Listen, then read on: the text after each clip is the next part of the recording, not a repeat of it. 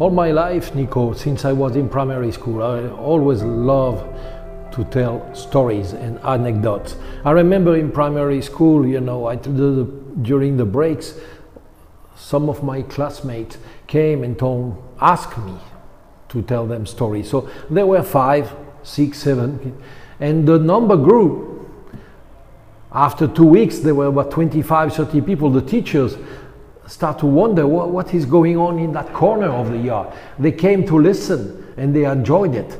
They enjoyed my story. So I always told anecdotes, stories to people because I really like speaking to people.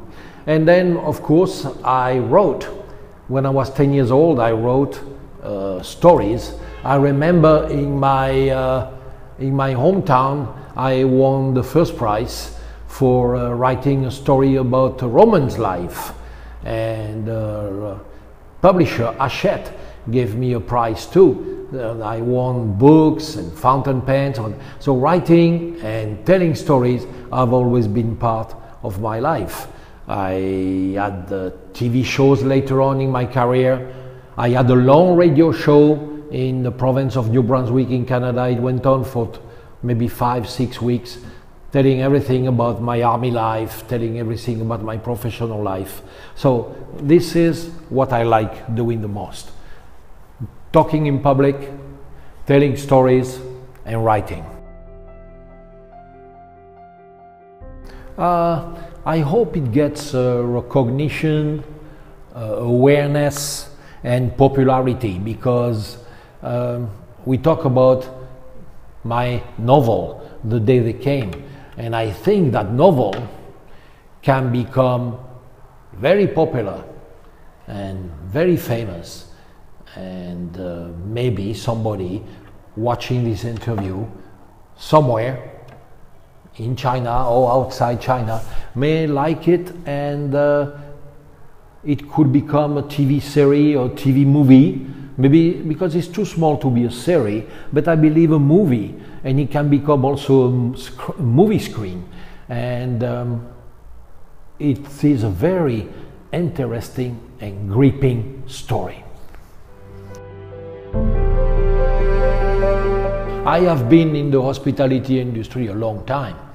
My first job was in summer of 1963 in my hometown of Aix-en-Provence in south of France, where I work in a resort hotel and then a spa, and it was famous after that gastronomic restaurant, all with Michelin stars.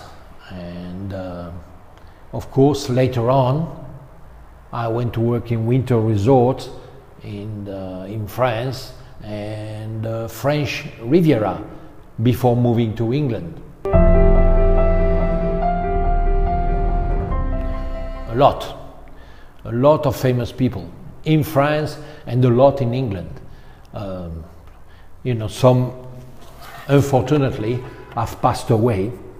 But movie actors, for instance, you know, famous movie actor, David Niven, Roger Moore, who played James Bond, Elizabeth Taylor, Richard Burton, Katharine Hepburn, and movie actor like Dustin Hoffman and Susan George, and French writer Marcel Pagnol. That's just some of them. I met many more. In businessmen, I met and worked on the ship of Aristotle Onassis. I met in Bermuda Casey Irving, very famous. Robert Stigwood, who was a manager for the British group The Who, and made the movie Saturday Night Fever with John Travolta. Businessmen, people from the Sobey family and Harry Steele. Singers, Mick Jagger from the Rolling Stones, and Jimi Hendrix, who unfortunately died, I met. And royalties, Nico, I met royalties, I talked to them. The Queen twice, and the Governor General and the Prime Minister of Canada, the President of France, Charles de Gaulle, and Prince Rainier and Grace Kelly of Monaco. These are just a few, but I met many more because I worked in top-notch hotel in the world. Highlight of my career, you know, very, very important, to work in Monte Carlo at the Hotel de Paris, where I met some of these famous people. And Savoy Hotel, the Hilton Hotel and the Connaught Hotel in London, in England. Teaching at Cornell University, the professional development program for food and beverage for 92 to 95. Director of Le Cordon Bleu Cooking School in Canada for North America. I started a school. There was really no school at all, and I created that all across North America. And you know, Nico, here, when I came here, there was no art program. I've been here for 12 years, and this college, Jilin University Lambton College, has been a big highlight of my career. I find this college to be very good. I enjoy it. You know, I have been here 12 years, Nico, and a lot of progress have been made. I can say that the administration, you know, it's night and day from the time I came in to what it is now. But I always enjoy the students. Students, every year, it's the same in the classroom. You have groups which are very, very good and have very good English. Some people are in the middle and some are very poor. My challenge is to help the people who are not doing very well. I teach everybody, good students and poor students, but I enjoy it. I think that the administration has been very helpful, and they have helped me all the way. You see my classroom, you know, I teach good courses, and they have helped me when I need something. Always, they were always here. And one thing I have to say, Nico, because in China it's very different. In this college, they are very honest. In this college, we teachers, foreign teachers, have always been paid on time. Sounds funny, but remember, it's very important. Some colleges don't do that. Oh, Nico, that was another highlight. I didn't know about that. That was a surprise.